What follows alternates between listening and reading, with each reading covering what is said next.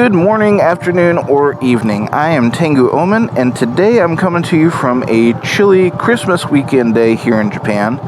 I am heading up to my mechanic shop near Hiroshima to get a couple things done on the bike. But along the way, I wanted to tell you about my trip last weekend to a city I had never been to before to visit a friend I had never met before. I know that sounds a little confusing, but I'll explain on the way. So, oddly enough, this whole trip last weekend started in a video game about a year ago. One of my big hobbies is gaming, and one of my favorite games this year has been one called Star Citizen. I actually have some videos about Star Citizen and some of the adventures that I have in there on my other channel if you want to check that out in the link below. But while playing, I started watching a streamer who was from New Zealand, and we became buddies on the game. We played a lot together, we got together with other gamers and would run missions and stuff like that in the game.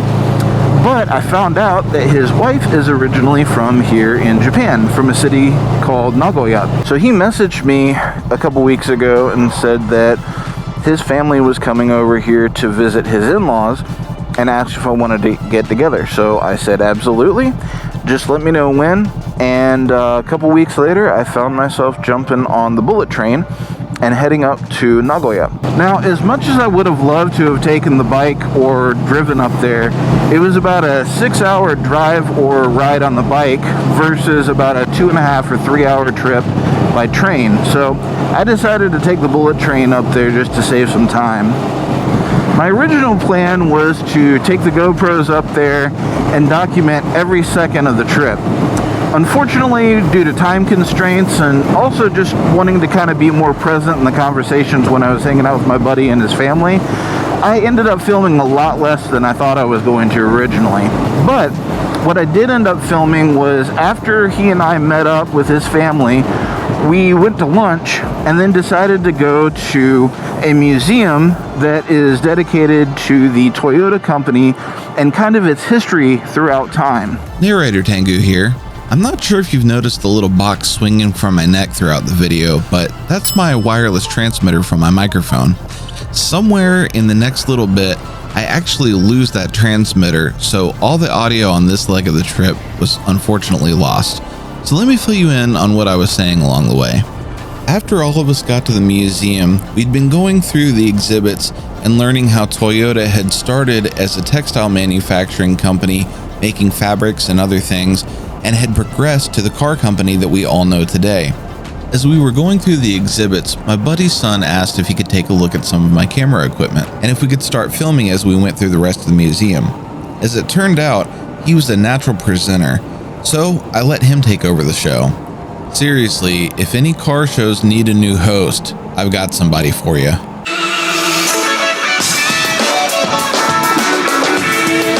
Alright, so tell us about the crash. So this crash is two cars being super dumb. And this is a little video about what happened to this red car right here. And this yellow car got crashed into by, what is that? It's like a little building with wheels, okay? This is my favorite car because you didn't see that, guys. Weight isn't that heavy and it's not too low to the ground. And so, guys, this is a tip when you drive your car. Do not buy a super low car. Even this tiniest bump or even a tiny rock could damage your car. So that's why I'll bet you guys you should get a motorbike. So how about this one? Is that too low? Yes, this will be too low for rocky areas. Do you want to tell us anything about the new Toyota LFA for 2010? Do we have enough room under the car? Is it safe? It'll be safe from a rock. Okay. But from maybe a little hill like this, it'll be a big no. Okay. You could go pretty fast on this car, but it probably... I'm learning a lot here. No, I'm listening. Let's go. Yeah. So is that why your favorite was the four-door car over there? Yes. Yeah. And my family won't even be able to fit in this car because listen up, there's only 2 seats. Plus, True. you could probably check people in the boots. While the rest of Jin's family found a nice place to rest and watch a video about more of Toyota's history, he proceeded to continue my tour of the museum like he'd worked there for decades. And honestly, I could have done an entire episode of him showing me around and explaining why 4-door family cars are so much better than any sports car out there. But I wanted to spend some more time with his dad and the rest of the family before they had to head back to where they were staying in the city. Plus, I have another story to get back to. Unfortunately, I don't have a whole lot more time to spend in Nagoya. I would love to stick around and see more of it because they have things like Legoland, a Studio Ghibli museum, another Toyota museum, and a bunch of other stuff that I would absolutely love to visit. But I need to get back to the bullet train so I can get home and get ready for the work week. As much fun as the bullet train is, I was itching to get back on 2 wheels, which brings us back to today's story. So I've gotten better about navigating some of these little roads, but sometimes you just kind of have to get out of the way of the other car or vehicle and let them go and then go where you need to go. But here we are. Make sure we don't have any new cars parked here. Nope, that we're good. All right. Let's see how Makoto-san's doing. When I got to the shop, after a couple seconds of panic, I realized I had gotten very lucky. The transmitter for my mic has a magnet on the back to help you mount it on your shirt or other surfaces, and fortunately, it had stuck to the tank when it fell. Unfortunately, my camera didn't appreciate all the jostling around and moving that I was doing, and for some reason, it didn't record any audio. So this is G-Crest. It's actually built right into the railroad tracks for the bullet train that I took last week on my trip. It's a really cool place, and there are always some really awesome cars laying around the shop, so let me show you around. I think one of the cool things about custom car and bike culture here in Japan is instead of feeling like you have to be your own mechanic, people here tend to build relationships with shops like G-Crest that have the tools and experience to help them get their vehicles looking and performing exactly how they want. And I don't know if I've actually showed you guys my bike before, but this is my Honda Rebel. It is a 500cc and it's my first motorcycle, so it's been a really good one to learn on. When I got inside, I found Makoto-san and his buddy hard at work removing the rear end to an old Supra. Makoto-san and his friend are inside working on a Supra that needs a lot of TLC, so I might actually run up to a local bike shop, do a little bit of shopping there, and then come back when they aren't so busy. Since Makoto-san was a little bit busy, I'm gonna go up to a local bike shop and have a look around. I was supposed to get a neck gaiter delivered today, and I was hoping it would make it here before I took this trip so I could wear it and keep a little bit warmer.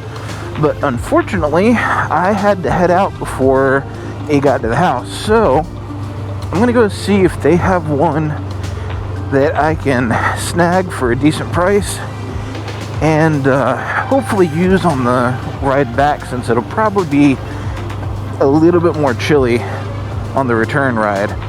After checking out some of the other bikes pulled up to the shop, I headed inside and started looking around. The name of the store is Naps, just like the part of the day from kindergarten that we really miss.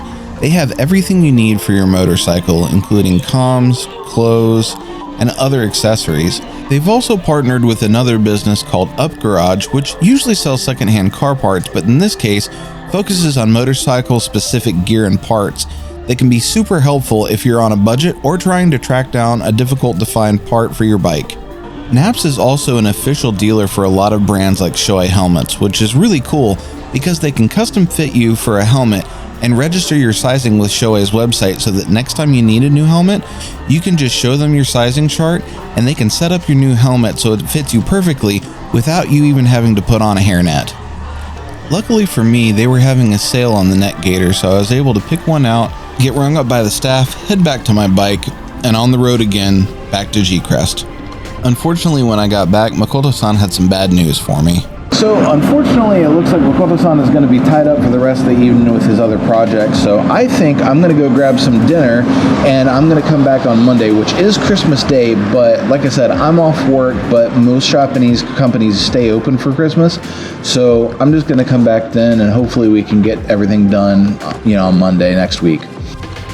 I decided to stop for dinner at Coco's family restaurant, not to be confused with Coco Ichiban Curry, even though they share the same name and color scheme. But I got my dinner from my robot waiter and did my best to resist asking for one of the delicious looking desserts they kept advertising on the ordering tablet next to me on the table. As always, thank you for sticking around till the end. If you have any questions about motorcycle shops or robot waiters here in Japan, please leave a comment down below. And while you're down there, if you could hit the like and subscribe buttons, that would really help the channel. Thank you. I'll see you next time.